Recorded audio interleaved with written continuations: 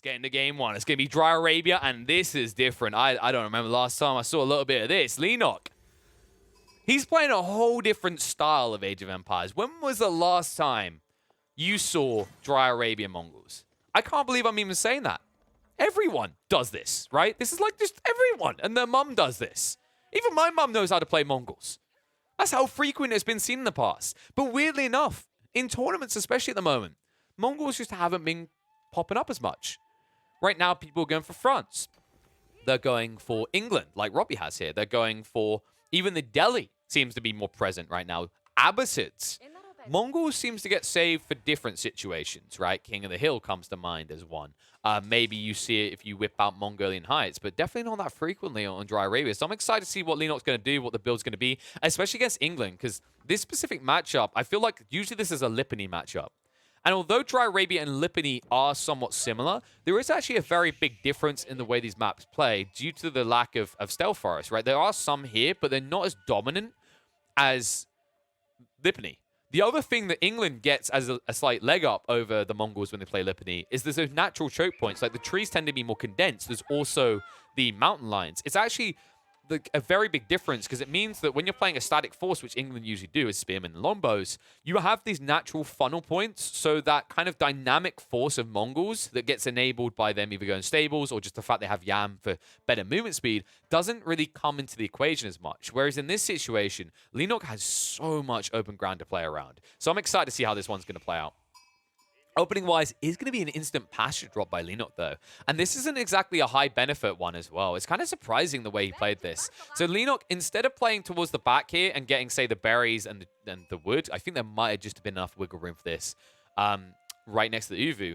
He played over to this side where he got the golden wood right next to him, and then he dropped the Uvu at the back. This means that the pasture isn't going to be generating these goats, the sheep, I don't know what I call them, goats, sheep, quicker than like it usually would. Usually when we see a pasture opening out of a Mongol player, it's because they are being juiced up by that Uvu, right? Because remember, when a pasture is in range of the Uvu, it pushes them out quicker. It's just not the case here, though. So kind of an interesting choice there by Leenock. But it does mean he's not going to have to invest more into getting a little heart to gather on the gold vein, which means he is saving 100 wood in his early eco. And the interesting part about that is because he's saving 100 wood, he's only paying 50 more to get a food generator. So it's an interesting trade-off, actually, when you think about it. We'll see how it pays off. Of course, one downside to this build is it means that because you don't have a Gur, and you're not likely to get one anytime too soon, wheelbarrow tech isn't accessible. And wheelbarrow is a fantastic tech. A lot of players have been starting to identify how good this is. In fact, a lot of players have been going for wheelbarrow tech at the beginning of Feudal, some even before Feudal's cracked. That's how good of a tech it is. Interesting play by Robbie. This is something that a lot of England players have stopped doing. So it's the aggressively postured council hall. The reason they don't do it so frequently anymore is because when you're away from your primary TC like this, if your opponent ever buffers you back and, like, say, gets a round of archers close to this council hall, you can't produce units out of it. Because the moment they come out, they just get sniped. So a lot of players have kind of clocked this, and they've started just putting the council hall right next to their TC, keeping it condensed, so in the event that they start to lose and they're pushed back to their base, they have a staging point where they can actually regroup. They're not just pinned in with no way of producing new units. So kind of interesting. I think this will punish Robbie if he ever goes on the back foot. So it's very important that he maintains aggression. And this is not a good sign for him. The fact that Leenock has already dropped the stable, he'll be prepping these horsemen. And this is a civ that escalates very quickly with this. It's very powerful for the Mongols. Remember, because they've got this passive generation of stone, they're able to double up production. And the cost is strictly stone. So they're using the passively generated resource to push out 2 times the amount of units. Not only doubling their production speed, but basically not paying really anything additional, if you think about it. Yes, there's a limitation based on how much stone you've generated, but because it's passive, it's just beneficial, something on the side of your economy. It's a similar creep to the way that, like, Delhi get a sacred site and they get gold trickle, right? And you don't have to worry about, like, the village account factor. Like, it's just there. It's a bolster. It's a booster on top of your economy. And Mongols are the earliest example of a civ getting that in a game. Khan, in the meantime, is just going to frustrate here a little bit. He's a baby Khan still, though. He hasn't been teched up. Robbie did get the edge on the tech up, but this is to be expected. Whenever you play as England, you're probably, I'd say, almost always going to be the quickest one to hit feudal age because everything you do relies on a quick feudal timing. Like, actually, in a lot of ways, although we're seeing some kind of innovations the way that people play England, if you actually break down the way that England's kind of been played for the last few months, it's always been the same style, and it's been people perfecting that style in competitive, right? Playing to lombos, spam out initial lombos. Maybe castle comes in the equation later, but it's off the back of initial aggression. And it means that, like, because lombos has always been at the forefront of that until, like, the last 2 weeks, the way that people play the opening 5, 6, 7 minutes of Age of Empires is very stuck in its motion as England. Compared to other civs, it doesn't branch off at all. And it's interesting as well, because this is I'd say England is the closest example of, like, StarCraftification. StarCraft is this game where the first 5 or 10 minutes is very much kind of like ironclad with your strategy.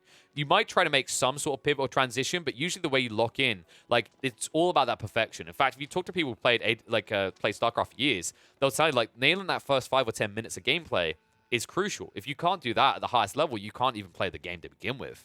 Whereas with Age of Empires, there's still a lot of kind of modifications, a lot of learning still occurring. Also, the difference with Age of Empires is it's a game balanced around counters entirely, right? So actually, like, when you see your opponent do something, you can react and you can change, and it can pay off because of these counter variables. Remember, you get bonus damage against X or Y unit. You're about to see that here. These horsemen, if they engage, they'd be doing double damage against archers.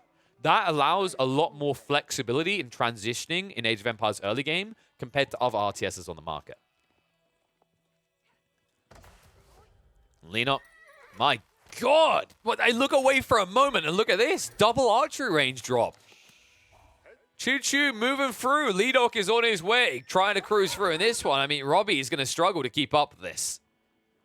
And this is where your comp feels a little bit wonky, right? The Lombo Spears versus the Horsemen and Archers. With the economical discounts, because you're paying for some of it with stone, this is a huge booster for Leenock. He's definitely going to be ahead. And the scary part, actually, this is why, like, I think we don't see England versus Mongols on open maps so much anymore, is Mongols benefit a lot in this matchup now because not only is he going to out-Zerg in the Archer count, but they already move faster. They were moving at 1.25 compared to your 1.12. Now, when they are yammed up, they're moving at 1.44. Should Leenock ever get a forward outpost down, he will be able to just chase you constantly. There'll be nowhere to run and hide, and that is when the game gets scary, because like we said, Robbie, he postured his council hall aggressively, so if he gets buffered off of it at any stage, he can't produce new Lombos. And I just love the way Leenock's patrolling this. Just a looming threat at all stages, right? Just kind of rolling around the base, making sure there's no weird extension, checking if there's any secondary TC, anything like that. And Robbie really is just playing your standard vanilla England. I'm a little bit disappointed. I mean, the interesting thing about Robbie, if you guys check out his games in the qualifiers, like, he was doing things like France on Hill and Dale, and he was being HRE with it. He was doing some really funky stuff, and it was quite incredible to watch. If he's playing Roos on non-water maps when everyone else is choosing it for Boulder Bay, like, this guy does different things. But this England build feels way too static to me. I would have loved to have seen something more akin to what we've seen people like Mr. do, which is the Horseman spam, right? The double stable drop. And then you just Zerg your opponent with Horseman. It catches Mongol players off guard, especially because they usually don't see it coming. And by the time they realize this happened, it's a little bit too late. And you actually out-escalate them between like the 9 to 14 minute mark because you're able to float across to a farmland economy very comfortably when you have Horsemen guarding you because it costs so little to get those farms. It's something that is a weakness for Mongols, and we saw that utilized by Mr. up against Iagars on the previous weekend. But right now, Robbie is just playing vanilla England. Vanilla England is doing okay for the moment, you'd think, but there might be a wraparound. This is where it's going to backfire. The Spearmen already gone. Look at Robbie's positioning. The Horsemen are going to ride in. What? Leenock, he's a little bit hesitant, but he should just be diving this right now. Instead, he's going to back away. And a surprising choice here. I think Leenock, if he's a little bit quicker there, use the maneuver arrow, he can cut across, he can actually pierce through and kill most of these Lombos. But instead, takes the trade, works out reasonably well for Robbie, and Leenock is going to be buffered off for the moment. However, Leenock is now starting in that blacksmith tech, and I don't... How far in is Robbie? Yeah, so kind of matching the timing. So he did get into the wedge rivets ahead of time. That is something that Leenock's now getting, and I think that's what he was waiting for. Now, next time he sees a fight like that, his horsemen are diving. Because now they've got free ranged armor. All of a sudden, these Lombos, they only do 4 damage per shot. And the unit they're up against does double damage against them, right? Like, so they're doing 9, and they get an extra 9 for each poke. These Lombos will not last long.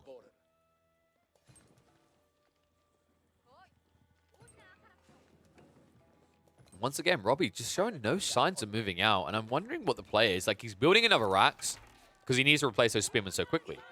My concern is he's not building up. Right? Like, he's getting the farmers online. This time makes sense. There's been no shift to try and maybe wiggle towards a secondary TC. I don't feel like he's saving at all. Like, he only has 2 people working on gold. Like, he's forced to invest so much onto food and wood just to float a new spearman army that I think he's sacrificing any ability to tech up. And Leenock might realize this and consider castle himself. But for now, why consider castle when you can consider dropping a castle on your opponent's head? Metaphorically speaking. I mean, we're not teched up. We can't do that. And he's playing the Mongols. But in terms of military force, this is scary. Leenock up at 29 and Robbie only at 26. And not many spearmen to defend him. And so many horsemen amassing on the front here. And you can just see the respect. Leenock, because he sees that second racks, that's why he hasn't invested more in horsemen yet. He could have easily had a few more out here. Archers move in, snipe out one villager. And that's it. Robbie, this is a bad fight for him. He has to engage with the spears, but the archers are going to clean him up. And then the Lombos, they're going to be helpless in the face of so many horses. They'll stick on top of him. Archers will cut off the reinforcing spearmen, and Robbie's going to lose the battalion. The best thing he can do now is trade out on the archers as best he can. Maybe recover with spearmen later, but that is going to be an archer battalion going down. Villager will at least hide for the moment. I think Leenock got a glance at that, though, because he does have his Khan here. But it's a full retreat, and all of a sudden, remember what we said. You can't produce new Lombos, because this happens instantly. They move out, they'll just get sniped. Looks like Leenock didn't want to risk hanging around there, as he has a lot of injured horsemen. But once you start forfeiting this ground, Leenock can just park himself here and make your life very uncomfortable. The only reason he didn't, by the way, is because there's still 6 longbowmen. If he sat there with 6 longbowmen left, obviously they have the ranged advantage. But once that longbow army is entirely wiped, I don't think Robbie's going to ever get another longbowman out. And at that stage, the game is all but over. I mean, the game could easily be over soon, because you can see on the numbers, Leenock, after taking such a clear and decisive fight, the strategy against England isn't to double down and end the game right now. England is still strong and feudal because of Lombos. They can still defensively hold you because of the network of castles and also the double arrow fire from TC. So instead, now that you force your opponent to replace his army to defend himself again as he expands his eco, you push your eco up to castle. And you know that Robbie won't be able to match you because any resource he's getting right now is instantly being reinvested. And Robbie has a big issue right now. Look at the numbers. He's floating a ridiculous amount of wood because his economy is not balanced. And also that wood line, he's chipping for it quicker, but that's actually a bad thing in this situation. It is going to expose him to the Khan soon and his horsemen, and all of a sudden he can end up being sniped on the villager front again. And there it is, Leenock, ready for the tech up. Is going to be into the step readout. And Robbie is nowhere near ready. Robbie in this situation would probably benefit from just dropping a marketplace and trading off some of this wood just to push out more units. I'm not sure if that's even going to be good enough. I mean, if anything, maybe just build a bunch of outposts, create your own tomb. There's the ride-in from the horseman we were looking for. Luckily, he's able to min-max, so he's still gathering on the wood as he shifts them to the north side, and he'll force his army back, but this is a bad situation. I mean, Leenock, the reason he does this is now any threat of Robbie raiding, Robbie's radius, right, is gone. Because he's back in his base with a static force. Had he been running across the map the whole time, this tech-up occurs, Robbie can go, I'm going to punish you. That's a paddling right there. He's going to snipe you out a little bit. He's going to punish you for going for this greedy tech up. But now you have to run all the way across the map, and Robbie doesn't have any other choice. If he stands back and does nothing, he loses this game anyway. He's too far behind. Good news for him, at least. He did get the forward outpost down. In the meantime, Leenock will start to frustrate. This veteran Khan becomes very annoying, as you can see, with 13 damage. It's just almost impossible to deal with him. And really, Robbie's only choice is an all-in. And there it is. Yep, the Rams being built up straight away. There's no other option now. The concern is, look what's waiting for you. Man-at-Arms are already pushing out. Leenock perfectly timed this. Trip racks down. Gets the initial influx of additional Man-at-Arms out, courtesy of the Uvu Stone. And now Robbie is at risk of being raided in his base and killed on the front as well. But he just can't wait.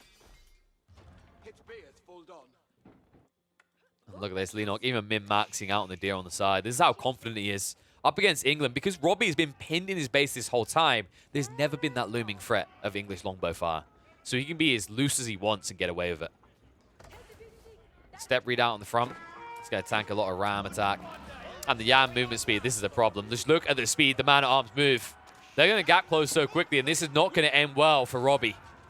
Leenock moving in with the Horseman as well. There's the mobility arrow. Make sure they gap close even quicker. And the Lombos trying to trade out as best they can with the Archers because they can't even address the man-at-arms. Villagers move out in the meantime. They'll burst through one of the Rams. They'll even turn around the second one. And yeah, you might get through the Archer count of Leenock. So the concern, however, is the remaining man-at-arms that you just can't dish out to. Villagers will back away before they get assassinoed. And Robbie's just been buffered off. That's going to be a full fallback. There's nothing he can do here. He's going to lose the Ram as well. There's nothing he can do to protect it. That's why he just throws it away. And you can see that Leenock doesn't care about it. He says, fine, I'm going to chase the Lombos. The only reason he gets away with it, no Yam speed. But now, this is where you start burning down these outposts. This is where you construct your own. And all of a sudden, Leenock will escalate. These man-at-arms, they were lethal on the defensive. They become lethal on the aggressive. I believe Step Readout has been packed up and shifted to the back so that he can just mine away to his heart's content. And when you look at the eco side, I mean, Leenock's got a 2-point advantage. He's going to have, what, close to 10 people, probably? Yeah, oh my god, so many people. 13 people. So that's more like 20 people working on that gold line, because remember, the Step Readout gives an additional 50% drop-off. So that's a huge eco boost at this stage. For a man who's just bursting through with man-at-arms, like, it's up to 15 now. And Robbie has no answer. Look at Robbie's numbers. He's reinvested. He's gone into early man-at-arms. Oh, God, no. Oh, God. When you make this choice, you know you're screwed. Like, this doesn't feel good to do. Your opponent just shoot up with man-at-arms. He's coming towards you. This is your only choice. If you tech up now, you're going to die, because man-at-arms will dive. But early man-at-arms is not going to save you, even with the attack speed buff, even with every buff you can try to give him. And this is the other worrying factor. Look what Leenock confidently does. He builds a Mangonel on the field. And Robbie isn't even moving, because if he tried to move towards it, he's going to do it now. This is the thing. The moment you start clicking across this, you're too late. The Mangonel is going to be packed up and ready to fire. Shot's going to come out, and these trades are not going to end well for Robbie. He's pinned in, and he's in trouble. He'll move into the Mangonel. Man-at-arms try to get rid of it. I'm not even sure if they're going to be able to do that. It's going to be close. They'll just about get the final flurry out, and they will burst it down. Defense arrow does come out from Leenock. And that means that the Archers do absolutely nothing to him, but he can just rebuild his Mangonels. It's annoying to lose the first one, but keep in mind the hit for Robbie. That was almost a tech up when you think about it. It's 100 food and 20 gold per man-at-arms. That might have been the difference. I think maybe he should have been playing towards a castle, right? Just get the castle landmark, and maybe you have a buffer, a way back in this. But early man-at-arms was not it, as is the case with England about 98% of the time. And definitely was here. Longbow's going to fight. Nowhere to run and hide. Garrison's going to come up from the villages. The man-at-arms split up to look for clues. Robbie, most of his base is grinding to a halt. This game was over several minutes ago. He sticks at it looking for a way back in, but the goose is cooked. And so is Robbie.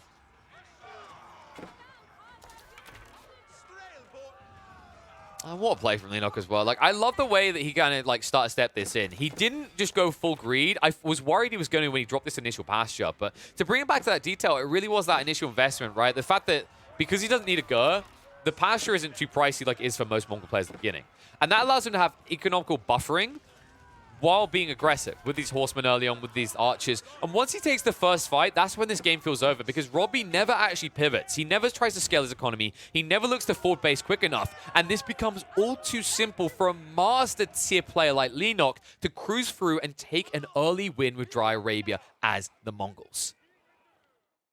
It's time for game 2, and so far, Robbie, the only G I've been seeing out of him isn't him being the big G, it's just been the GG. Leenock takes game 1, makes it look so simple to dismantle Robbie's England. We're going to have to see if he can give us some magic, though, because he's doing something we know he loves to do. It's going to be Hill and Dale. Robbie is going to be man in the French, and it's going to be Big Lee on his China. Ah, man, this is the way I want this one decided. This is either the beginning of a comeback or it's just going to be a stomp. But, I mean, this is the way you do it. So, for those unfamiliar with both of these players, RobbyG has shown an affinity. Yes, I know, that's a very big word for me.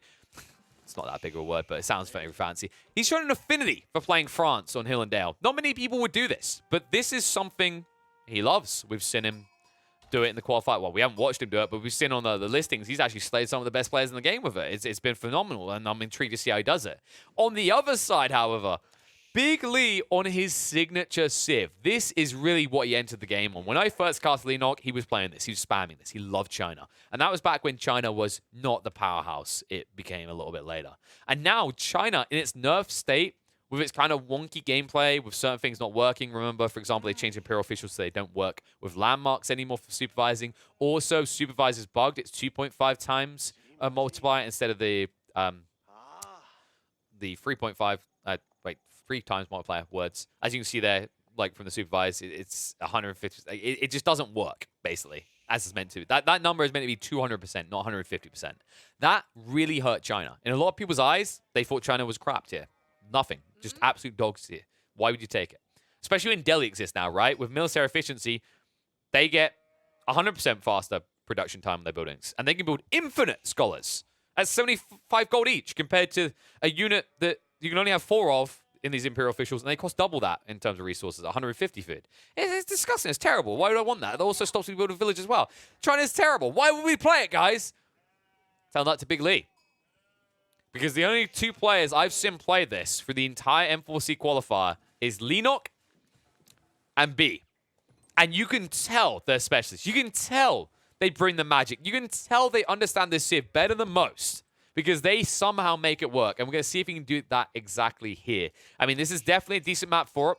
Of course, the beautiful thing about Hill and Dale, when you play as China, you have flexibility, folks. I think a lot of people, they think of Hill and Dale, they think of China, they say, wall yourself in, son. We're going to go big. 15 TCs. You get a villager. You get a village. You all get a village. No.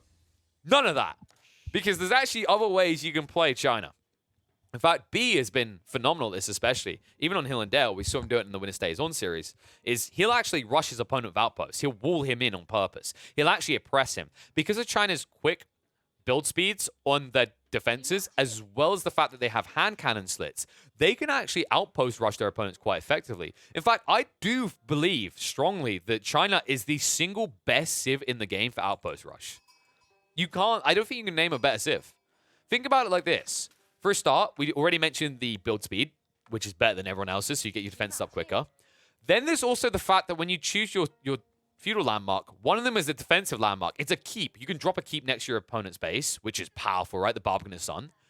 Then there's this supervise right here. Something that I've always been very kind of religiously focused on, like in my statement of, is that actually the king of outpost rushing would have been Rus if wooden fortresses were affordable, but the 175 would. And the reason it would have been like they would have been kings of it is one of the big benefits they get is not just the Golden Gate, which allows them to trade efficiently and get whatever they need. It's the fact that when they drop a wooden fortress, they get 20% additional drop-offs. You get the wooden fortress effect cheaper. You pay 150 resource for a flexible unit that can do something else later anyway. But in the meantime, he's going to supervise you, and he's going to give you that same effect that Rus gets. Only your outpost only cost 100 wood. So you're able to actually afford that. You're able to get that bang for buck. You're able to actually zerg, but it looks like that's not going to be the case here. Leenock is going to be defensive. He's going to drop the Barbarous Sun in his own base.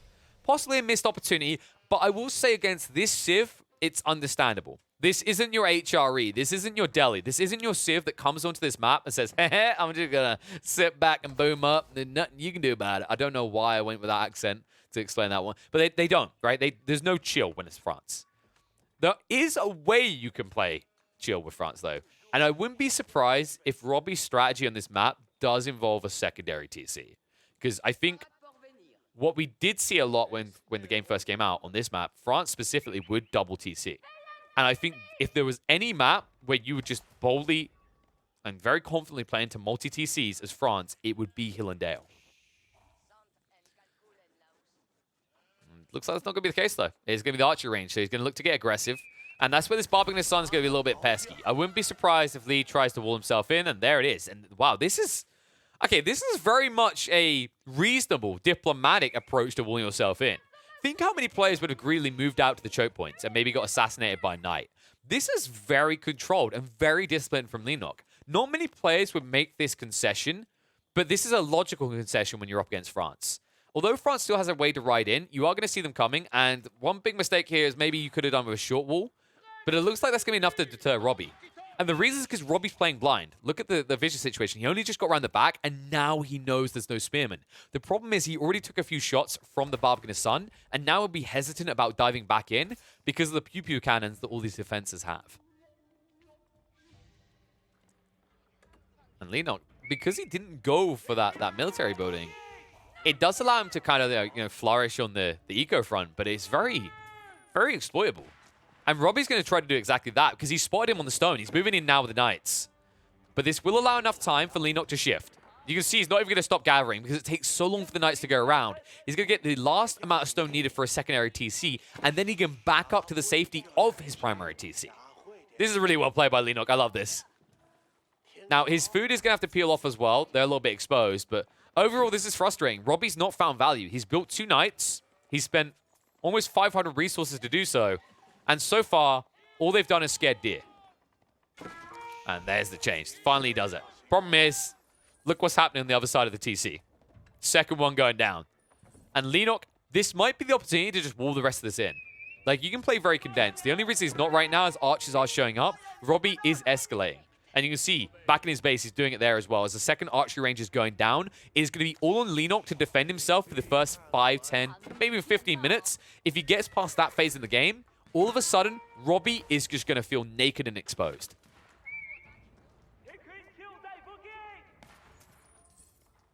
You just see the hand cannons are ridiculous, right? Like, this is the one civ I feel like you don't like diving. Even in England, I think you kind of feel confident diving with French Knights to a certain extent. But these hand cannons really do hurt. Like, they're stinging pretty fast. And that's the crazy part about this layering. Like, think about how many defensive elements he has here. It's 3 different buildings with rifles in them. That hurts. That stings. And Leenock might even make this worse for his opponent and build outposts soon. And then you can put hand cannon slits in those as well. And all of a sudden, your game just feels really awkward. At the moment, though, it is just going to be a Rax drop. Looks like he's going to get some spearmen out. His opponent is going to breach through, but it's just frustrating because, like, this small palisade alone makes it very hard for Robbie to freely, like, dive in and out of this base. He has to weave north and south. And although it's not as bad as for an England player, it's still a lot of wasted time. And make no mistake, Robbie is on the clock. He's up against 2 TCs right now. The only reason this isn't full panic mode yet is because Leenock has not built an Imperial Academy.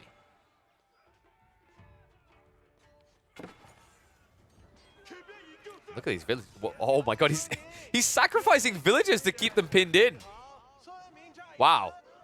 This is surprising. I'm kind of surprised he didn't just wall this off at the intersection here.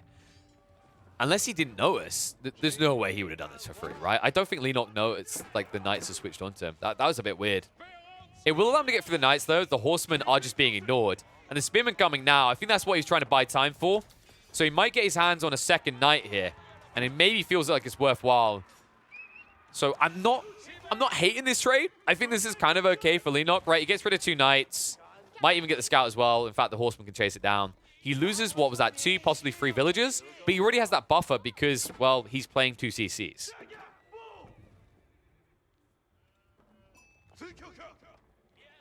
And all of a sudden, Robbie needs to actually clump.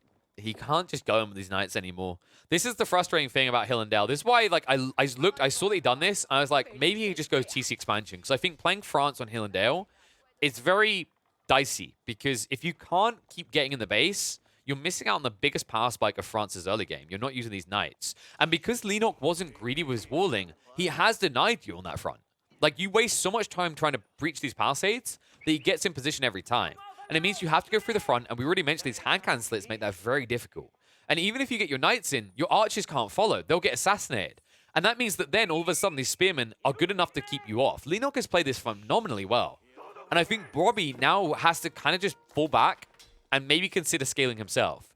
But that doesn't feel good to do at this stage when you've shown this many troops, because it means that you're definitely behind Leenock. And we can see that effect now as Leenock up to 38 eco. Now it's Robbie at 37. This is where it's going to escalate. And even if Robbie wants to go for a secondary TC, that delay of him gathering the stone and wood necessary to do so is actually enough time that Leenock could drop an Imperial Academy. Should he do that, there's no way you're keeping up with him anymore.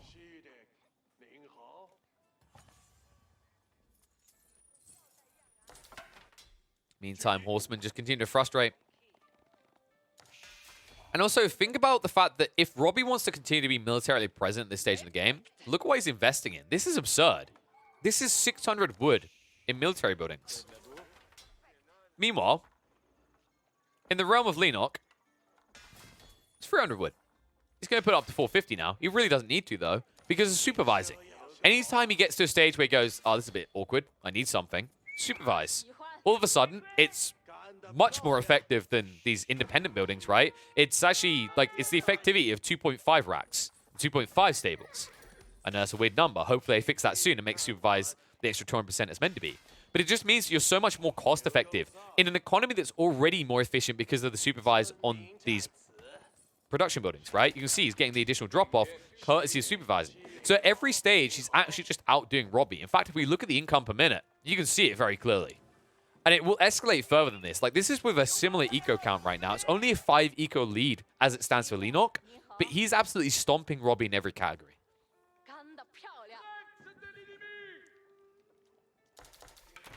And this is the only way Robbie's keeping up. I think this is part of his strategy as well. If the game peels off a little bit, I think the reason he likes Hill and Dale for France is because, like, this whole pocket economy philosophy doesn't get punished on this map if you fall behind. Because everything is condensed on your high ground, right? Your initial deer are very close, so you don't have to play pro scouts. You can easily wall yourself in, right, and, like, extend out. And you're just going to have all this safe eco that on maps like Dry Arabia, if you fall behind the situation, would leave you very vulnerable. It is an interesting concept. I'm just not seeing, like, the overarching plan. I think against other civs this works, and I almost feel like Robbie got caught off guard by the China pick. He's up against Leenock. He knows there's a chance this lad will whip out China, but because no one sees China right now, it's unexpected. And also, that's another detail to consider here. When you don't go up against something for a very long time, your feeling on how the matchup works is completely skewed and misconceived. Because there's been so many patches since China was really dominant, all of a sudden, you don't really understand the style of China's being played. Leenock is kind of playing this wild card. He's the Riddler right now. And you're just running after him trying to solve his puzzles. But here's the first puzzle piece. Let's see if it slots in nicely. Villagers will move out to try and address the Rams. Wrap in from the Horsemen will be targeted out, but the Villagers are already on that Ram. And now the Spearmen are going to arrive. Villagers do need a garrison. Leenock will get him aside quickly. And now force the fight. Spearmen moving in. Forcing away the Knights. Archers are going to be exposed, and Horsemen will wrap onto them. This trade not looking good for Robbie. Robbie investing so much in the Rams, and this is why Leenock knows he can take this fight. It's looking a little bit grim, but the point is that he's buffering his opponent off long enough that he's going to get through the Rams. He's still going to actually have got rid of a decent amount of the Archers, and he can replace his troops. He's now pushing out his own. One Ram left. But now you can just shift out. If he shifts out on the other side and repairs this, there's no way you get through with one Ram. That's why Robbie made the double investment. In the meantime, Archer's now building up. This is where it gets a bit dicey. Robbie just might have to forfeit the Ram and walk away. Good trade nonetheless. In fact, when you look at the military side, you can see the number, almost doubling up the kills. But still no breach point. And that is the bigger concern. He needs a way in soon.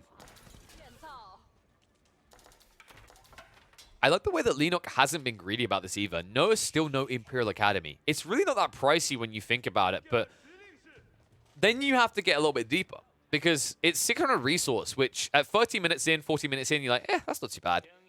Yeah, but what are you spending? What could you have instead for 600 resource? Like, how many spearmen is that, for example? How many archers? How many horsemen? That's the difference maker right now. Because Robbie really is all in with this strategy, Leenock doesn't need to continue to scale overkill, right? Like, that's what Imperial Academy is. He knows it's going to be ahead because he's 2 TCs. So if he just cruise modes this, he's going to eventually burn Robbie out. It doesn't need to be rushed. In fact, if he went for Imperial Academy right now, his military force would be too small to defend. This way, he can hold his opponent back. Rams in again. Garrison comes out in the Barking Sun. Archer's going to stand their ground. And look at that. Robbie pushing in further. Means he's under multi-TC fire. Needs to be careful here.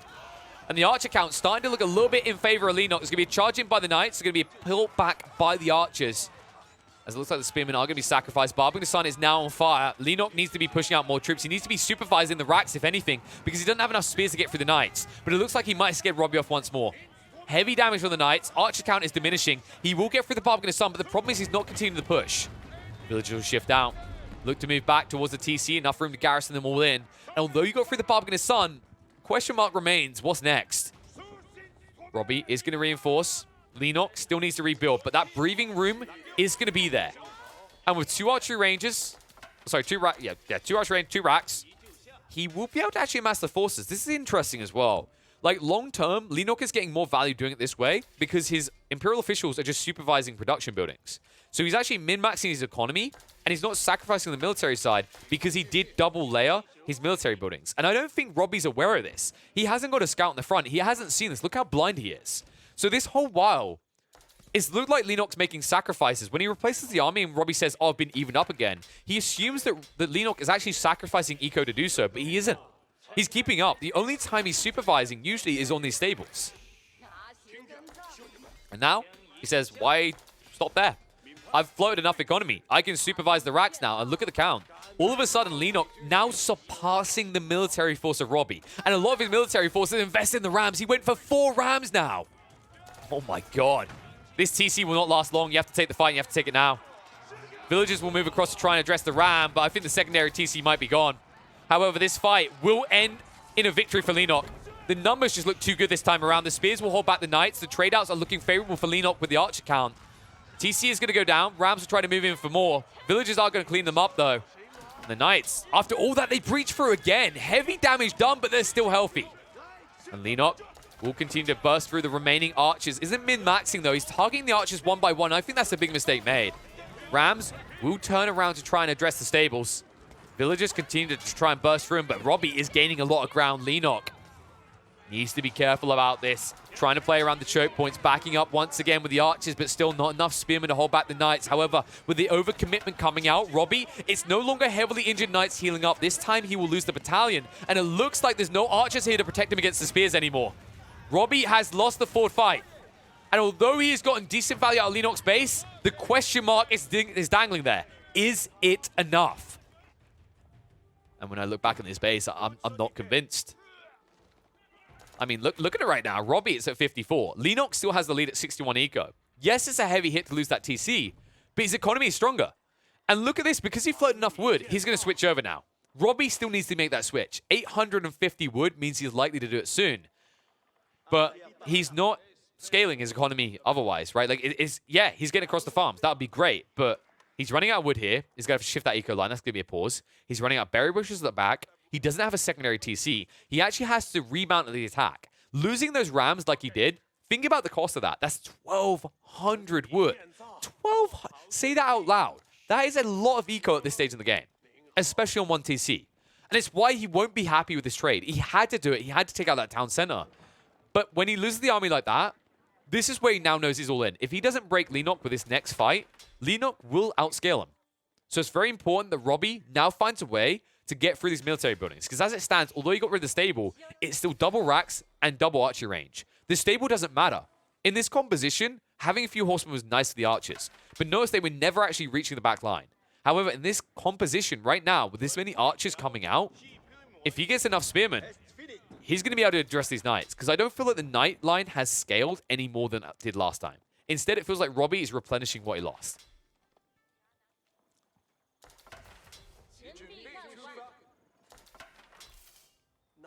And the rough part is that Leenock is getting away with murder here. Look at this. This is such a gamble by Leenock. If he gets spotted here, he loses. But he's willing to gamble that Robbie won't. Because Robbie has failed to scout at every time of the game. Look at his vision in this game. Where has he once had a scout giving him eyeballs in the last several minutes? He's been blind. Even though he has a stable, he never once decided, I want to scout. I want to see things. Instead, this is going to go unnoticed. Had he had a scout right here, he probably would have got eyeballs on these villages. And then if you butcher 24 villages out of Leenock's economy right now, you have scalability instead. But instead, Leenock, trying to warm himself in and delay his opponent, is going to back up now. He's going to have to fight. And should he succeed in surviving here, he could begin to thrive. Military count, you can just see this is where Robbie's been keeping his lead. 10 knights, 22 archers, 11 spearmen. Leenock is outnumbered right now. He needs to be careful about how he takes this fight. However, peeling the archers like this is good. He needs to make sure he keeps the spearmen alive because the knights are the big problem here. And the villagers have just stopped moving on the side. They're a little bit of a distraction and he's going to jump on it. However, that does mean Leenock can now trade with the archers again. This is what he's looking for. He's sacrificing the villagers, taking away his arm to save the body. Now the knights will wrap around. Spearman count down to 16, but that's still healthy enough. And the archers continue to just get rid of the counter to his spearmen. In the meantime, the spears will hold back the knights, and the butchering will commence. This time, he pierces deep, and he finds the hit onto the raw knights he needed. And villagers, in the meantime, will turn onto the rams. It looks like Leenock is going to survive this once more. Knights will move across, trying to punish onto the villagers that are burning through those rams. Archer count still looking healthy, but now in his own base, Leenock can recover. And with barely any knights left, this is where Robbie, it gets a little bit dicey. And he just min-maxes as best he can. Robbie now up to 64 eco. Leenock is at 61. But remember, he does have that push through, that extra economy. And wow, what? I can't believe the amount of greed he's getting away with it. This is insane. Leenock isn't happy with how big his balls look after this first berry bush. So he's going to swell them up with this second berry bush. Maybe some allergic reaction. I'm not quite sure why the berries are causing that. But this is incredibly ballsy. And this, once again, is him manipulating the fact that Robbie doesn't respect vision. He doesn't respect how useful scouts are. He still has shown no scouts for the last several minutes. And it means that Leenock, although this is risky, it is a low-risk play because his opponent is always just running towards his base because Robbie feels like he's on the timer. If he ever leaves right now, he feels like Leenock will escalate ahead of him. However, it has to be highlighted that Leenock has lost a lot of buildings. It's not the end of the world because you have to consider the ram investment, right? Like, what did you lose on the other side sort of thing? And because so many rams were burnt down, it actually means that this many buildings being burnt didn't really hurt Leenock. It kind of balanced it out between the two. However, now, this military base is harder to find. You have to get through the primary TC, the house line, and this wraparound, I wonder, is Robbie going to see... Oh my god. No. There's no way he doesn't see this mill. If he doesn't see this mill, and he doesn't realize this, like, because this is the thing, if he spots this mill, he'll now go looking for them. He should anyway. So yeah, Robbie will now see this, and he has to be suspicious. Has my opponent been running out for pocket ecos? This is where you should send off like 1 or 2 spearmen to have a look on the sides. But instead, he's all in. And I don't know why the rams are working on the wall. Oh my god. When the door is open, but you decide to break the window, right? That's what this is right here. And with this many horsemen, he's going to lose all the rams, and he might lose the archers as well. What the hell, Robbie? Because he went for the tech up, he just lost the forward army. And Leenock isn't that far off a tech up himself. He just needs to sort the gold, and he'll fast follow in the footsteps of the French here. And that is not a good sign right now. Just so many horsemen in the field for Leenock. This is where he's going to go raiding. And I feel like Robbie, he needs to wall himself in. Instead, he's dropping a forward rack space. This is dangerous. Knights riding around the back. Spearmen will buff them off.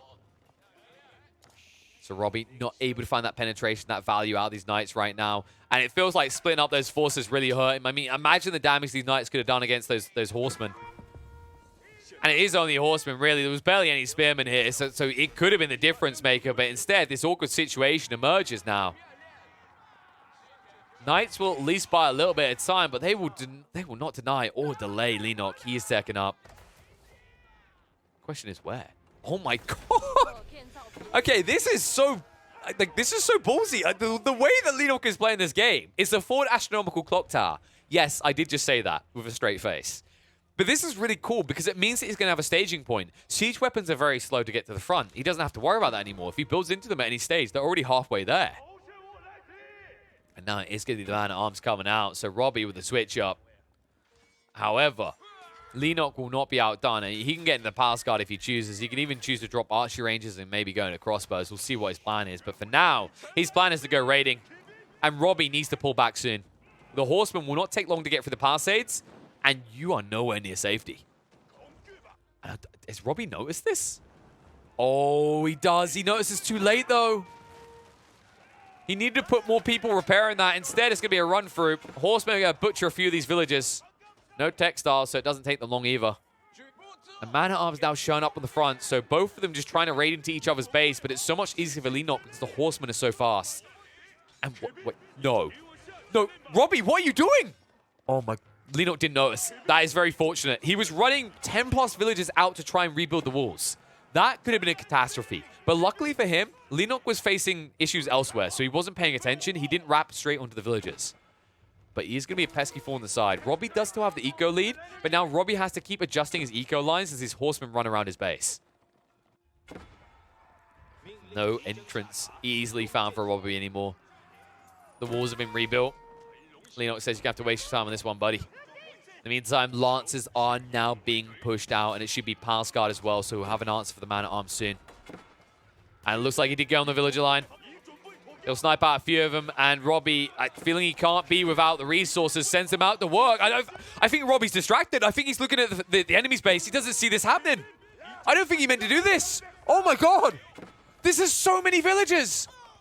And they're just being flopped to the floor. Textiles will make it take a little bit longer, but this is such a heavy hit. Robbie will finally realize it, but the amount of time it took is going to be a heavy dent in his economy.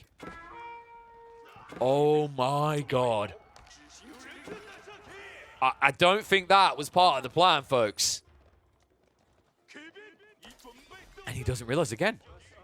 Leenock's going to do it again. Oh my god. Robbie is so slow to move away these lines. He's losing so many troops. Or so many villagers, rather. The troops themselves are finally turning up, but 1 or 2 spearmen is not going to stop Leenock from extracting more value out of these horsemen. And this is starting to sting. I mean, you are falling behind now. More villagers. Just going to bank and try to back away. The horsemen are distracted by the knights, but I feel like they found their value. The amount of time that they've wasted Robbie's, it stopped him from fighting any longer. And now look at the count. Leenock, it's smoke and mirrors. He wastes all this time of Robbie's. Robbie had to peel back the forces. He couldn't keep aggressing. And it means Leenock is now able to move out into the center with a composition of ranged cavalry and infantry. This is looking healthy. So many dead villagers found hoarding on the ball. Staggered formation will come out as they see the Mangonels in play. And they'll split up. And that is a Mangonel exposed. A few spearmen can just move in to address that. In the meantime, they're going to burn down the second Mangonel being protected. And this is a heavy hit into Robbie's economy. He's floating so much gold, but that's kind of it. He took a heavy hit elsewhere. Villagers are not going to be able to repair. The villagers are now going to be butchered by the Lancers. It feels like Robbie, this is way too loose and way too greedy. He waited so long to play these pocket economies that now he's being punished because this is a stage in the game where Leenock can ride out and actually outmaneuver him. Lancers onto the farmers. Villagers trying to back away again, but the eco count just keeps taking hits. Leenock now up at 80 eco. Meanwhile, Robbie down at 61. Oh, this is getting worse. Walls now going up as well to ensure that Robbie's not able to get in. And this is important, folks. If these stone walls go up, Leenock doesn't have to look back anymore. He doesn't have to be paranoid about a counterattack. Instead, he can just ride out and punish his opponent because Robbie never stonewalled himself. It's still only palisades. Oh, sorry, it's French. Palisades. There you go.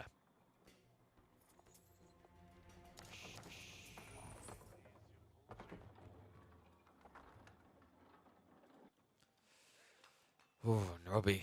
Now, just extracting a little bit of stone, I wonder if he's thinking secondary TC. I mean, he might need it to recover. The problem is he's burning through his resources in his base very quickly here. Remember, he already took out one wood line. He's almost done with the second. He's going to have to come out in the center. And as he just saw, these Lancers are a problem he does not have the answer to. The Arbalatriz will be somewhat handy. My concern is if we see 1 or 2 Nesta Bees start to come into play, this could get dicey again very fast for Robbie. We kind of didn't look at this. This kind of happened out of nowhere. But Leenock did rebuild his TCs. He built more, in fact. So Trip TC. And you know what, guys? Vision really has been the name of the game. Doesn't want to give up that Tang Dynasty. That sweet 30% Vision. I mean, in fairness, Vision has been the difference. Leenock has seen Robbie come a mile off, and Robbie, always missing the trick by a millimeter, has really been the difference here. Butchering continues. More villagers just being picked apart by the Lancers. And Robbie is struggling to respond to these. I mean, he's trying to warm himself in now, but they're already on your eco lines once more, and these hits are hurting. Second TC now being built, but it's so late in, and Leenock is already prepping to move out into these central pockets to try and extract all the resources. And you're going to be a little bit slower. I mean, you're going to be a little bit more vulnerable when you initially come out. You can see, look on the current resource situation. Leenock doesn't wait around. He's going for Imperial. He pads himself with the stone walls, and he knows that he can get away with this. And I wonder, is this going to be Fire Lancers? It's been a long time. That meta kind of died off hard with the nerfs, but it could be valuable here. I mean, you see your opponent has a central base. He's spread himself thin. He's got these siege weapons he's relying on. Anything that can burn things down fast, aka Fire Lancers, would be incredibly valuable here. Lancers in the meantime, just wasted in the night's time. You never want to take this fight directly. Remember that these Chinese Lancers suck in comparison to their counterparts, right? Royal Knights, if they get that charge in on each other, they get the buffed up damage. You know, later on in the game, Royal Bloodlines comes out. There's never really a point where your Lancers are better than the French Knights on equal footing. And these stone walls. Oh, it's going to be spotted. Whoop-de-doo, though. Do you really care? I don't think he's built a single siege weapon. That's just not in the plans for Leenock. The stone wall idea was cute, though. Would have given him a forward staging point, but he does at least have the power of the Spirit Way. However, that Spirit Way's power has been diminished by the presence of the Barbic and the Sun, so he can't build as many military buildings around as he wants. Remember, if you build buildings within the influence of this, it makes Dynasty units 30% cheaper. Then again, does Leenock really care about Dynasty? Like, you know, he doesn't have any Dynasty units to get, because he didn't bother to get any Dynasties. And that's where the Spirit Way is at least going to be useful, right? He will have access to every, like, Dynasty unit up to Castle Age now. But it's kind of crazy to just think that Leenock has blitzed it to Imperial Age without switching Dynasty once in this game. Oh, it looks like the outpost is going to be sniped. Robbie will respond to it and stop that from going down, so Leenock won't get that vision control. But this game's getting a little bit stalemate. However, the problem that Robbie now faces is he can't blink, right? If anything, he kind of has to escalate his military to maximum pop cap before he techs up. Should he choose to do anything else, he will just get ran at by Leenock with, you know, superior firepower and better units because they'll be teched up. The problem is that Leenock, something that Robbie doesn't know is Leenock has been kind of chill about this, right? He didn't just like Zerg mass forces and run out. If you look at it, Leenock is just sitting at 27 military. So Robbie, he'll be a little bit paranoid about doing this, but he has to drop the Red Palace aggressively in the center, and he might get away with it.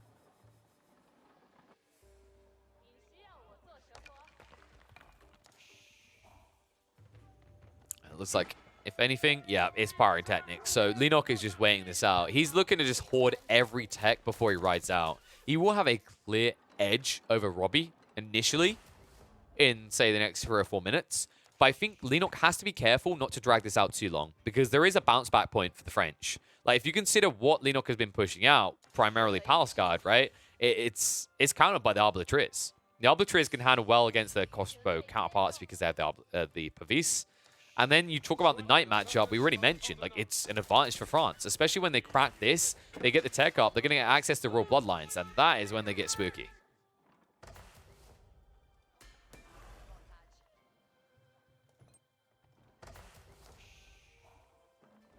Kind of surprised actually because he didn't go for the did he? I didn't miss that, right? No, he did go for Guildhall. Yeah, I feel like Royal Institute is so much better. I think a lot of players are kind of clocking this now. Guildhall seems nice because infinite scalability, but I think like you just got to be playing towards Royal Institute. Royal Institute to me is playing to win as France. Guildhall is playing to survive. And I feel like Robbie, the way he's playing this game, was playing to win, and then going Guildhall is kind of you just like resetting. But Imperial Age reached. He's finally up. Plenty of choices here as well. And I think this should just be an amassment of knights with siege, possibly. Then again, like, he's already done that. He's up to 15 knights. This is actually a very healthy composition. I like that he's got so many springles as well. Realizes the only counter to him right now is a good line of Nesta Bees sitting behind stone walls. Bad news, however, is Leenock doesn't use Nesta Bees. In fact, the only thing he's built is bombards. So although the springles will be useful for that, it's, you know, you're kind of over-investing in the threat that isn't there. And it all comes back to the fact that Robbie is continuing to play this game incredibly blind. Still, no scouting vision, no outpost being dropped to try and get an eyeball on. And it means that Leenock, right, he has the influence. You can see the way he's stonewalled out. He knows where he can play. Robbie doesn't.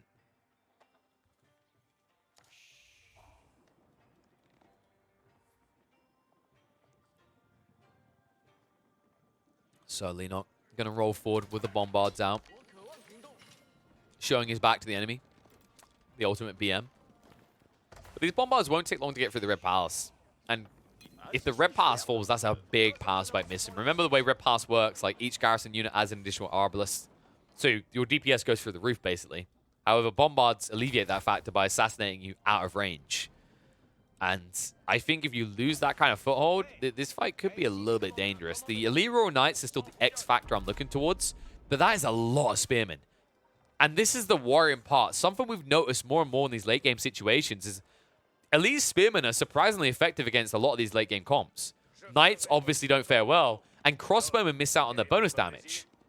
So you kind of just trounce your opponent with a very discount unit because most players don't build archers at this stage of the game. Archers have a lot of downsides really at this stage because obviously against armor units they do nothing. And in terms of like the comparison between spears and archers is archers don't make good cannon fodder. They don't hold a front line. Spearmen do. And that's where this gets a little bit wonky is when you're forced to go into the Arbor of the Trees and your opponent like assesses this composition is going to run you through. The hand cannoneers as well is a problem. Because you've gone for the crossbows, you don't have that jack of all trade, high damage, costly unit, right? You've gone for Arbor of the Tree as your speciality. You don't have hand cannoneers to just blitz anything in front of you. And the worrying part for me is Robbie doesn't have any Mangonels. He never rebuilt them. Had he got Mangonels here, this fight is very scary for Leenock. But as it stands, this could be very one-sided. You can see Leenock. It's going to be the cheesy wall crawl. Because if he just drops a gatehouse and sticks the hand cannons on top of that, they're going to turn you to mincemeat. It looks like he doesn't even need it. He moves out. Bombards will engage on the red pass. That's going to force the repairs, the garrison to come out. Fight's going to engage. Spearmen going to hold their own against the Knights. Springall's trying to move back towards the bombard line. Bombards are now getting exposed. Cannons finally coming out from Robbie in the split. It's looking good right now. The Knights are almost just blitzed through. And there's really no man at arms here to hold the front line. Once they fold, they're going to be ran over. And there it is, the turnaround. The hand cannon is just blitzing through everything. The Springall's being baited around the side by the bombard, being repaired by the villagers. Means the anti-siege army is falling. The front line is gone for Robbie, and the hand cannoneers are still standing for Leenock. Doesn't want to lose them, though. Will back off. It's a good trade initially. He gets rid of most of the siege, and that means his bombards can go through that red pass slowly. But he respects the power of the red pass itself. Now, after that fight, it's been so long. We haven't checked on it in a while. Look at the military now. Robbie still has the lead. But a lot of that is from the earlier fights. Leenock has been dragging this one back, and that last fight definitely looked favorable for him. And remember the difference here. Knights and man-at-arms cost more than spears. So Leenock can replace his units more freely. And Leenock is the one already sitting on surplus. Robbie is having to trade out quickly. You saw what he just done with the gold to trade over to food. And gold is becoming a limiting factor for him quickly. Like, he's playing in no man's land now. He gets very vulnerable very fast when he's tapping the central gold veins. If he's not careful, these bombards can blitz him because late game China is no joke. When they get access to this tech, when they start like going into the gunpowder techs, when they start juicing it up the university, they're a leviathan in the late game. And we can already see that with these bombards. And now the keep's being dropped as well. Leenock still not putting down a gatehouse is surprising, though. I think the wall crawl is quite effective here. Like I said, the hand cannoneers, they remember, when you have units on the walls, they get an extra 2 range. So these hand cannoneers go up to 6.8 range. They're almost longbow range. And they will be able to reach everything in these fights. Because of the way that you're forcing Robbie to engage. Like, Robbie, because you got these stone walls down initially, he can't fall back from here. He has to fight around this red palace, because if it falls, the floodgates open. Like, this is the only thing that stopped Leenock from pushing through after winning that fight. This red palace is that scary. And here he comes again. Spearman replaced so quickly now at the 54. In comes the Zerg. Brace from the spears. Holds back the Knights. Hand cannoneers are then going to clean them up while they're stunned and rooted on the spot. Bombard's trying to bait in the Springall. Spear's going to move around on that side as well. And it just feels like Robbie hasn't replaced his troops enough. This fight is looking a lot more one-sided. Robbie down to 40 military units. Meanwhile, Leenock almost doubling him up. Spear's going to reach into the crossbow line. Hand cannoneers are going to gap close this. Springalls are still standing for the moment, but there's nothing left to protect them. And I don't understand what these Springals have been doing. They've just been dancing, doing a little bit of a boogaloo. They're going to run out again. Hand cannoneers are going to back up. With this many bombards, the red pass will fall. And remember what we said. Once that happens, the floodgates will open. Bombard sniping out the Springals again. Spearman will move forward to try and distract them, but Springall's nice targeting. However, with one bombard left, he could still snipe down the pass. It looks like Leenock is going to be buffed away again, but my big concern is how quickly can both sides replace this army. It feels like it's much more trivial for Leenock to now just replace what he's lost. Although if he loses the Bombard, it's a bit more frustrating. It is a clock tower Bombard. Leenock hasn't noticed or repaired it yet, but there it is, just in time. Baits his opponent in deep up. These Knights will slowly be cleaned up. But the Mangonels! Ooh, nice sidestep. Good sidestep by Leenock. He'll keep the hand cannoneers alive. Not the easiest thing to kill anyway with 150 base health. And these Knights, it just feels like a futile slog. You're just sacrificing Knights for nothing. The Bombards are still going to stand. And look how many spears are here again. 38 spearmen again in the blink of an eye. Look at the count. 72. RobbyG's down to 18. And it's because the Knights, they take too long. Even with the discounts, it's just not good enough. This time the Red Palace will fall. Final shots come out from the Bombard. The repairs are just not good enough. The futile strike in deep to try and get rid of them, but the Palace is already down. The Knights are now going to be sacrificed, and it means that RobbyG is going to sacrifice the entire central area of this map. And at 40 minutes in on Hill and Dale, that is the end of the game. There is no way you recover, because this is where the floodgates open. He can either go through and clean up your eco lines to the center, or he can run straight for your base. Red Palace being repaired quickly. More Bombards coming out, though, and so many Spearmen. Seems fitting. Every game that has China in them, this is the backbone of the army. The Peasant Spear Battalion. They reign supreme here as they push through. They will deny the Red Palace from successfully going up again as the Bombards fire once more into the keep. Barely any Knights left to defend him, and RobbyG will not be able to do it. He cannot hold. Leenock dangling himself, taunting his opponent, saying, oh no, look at me, I'm so exposed. Come and end me, Robbie Daddy. But RobbyG, unable to close it out here on Hill and Dale, means that Leenock will make it an easy 2-0 and continue his N4C journey. Oh, what a play, though. Like, honestly, Leenock, this game, such a weird way to play China. I feel like RobbyG, like, there were opportunities here. I think maybe, like, the more I think about this, like, thinking back to how that kind of early game went, he got a little bit frisky with the Rams. I think, if anything, the biggest issue for me, RobbyG, is still vision. I think he actually killed himself with vision. Think about how different this game is if he spots out that eco expansion. If Leenock loses 20 villages, or even half that number, gets forced back in his base, he can't float his economy. I think Leenock got away with a lot of this because his opponent didn't respect the power of vision. It's credit to Leenock still, nonetheless, but I think RobbyG definitely didn't play this optimally. I think he kind of got gated in. Like, as soon as the walls went up, he didn't consider anything being out of those walls. And I think that, like, it's easy for me to sit here and say, with God vision, oh, you should have known it was there. But it's like, it's the reason that a lot of high-level players still play scouts later on. Because just the ability to see what your opponent's going to do next, where they're going next, allows you to be one move ahead. And I think that's something RobbyG should have had with the amount of control he had initially on the map. Leenock wasn't really coming out of his base. He was just kind of sitting there saying, let me be bro.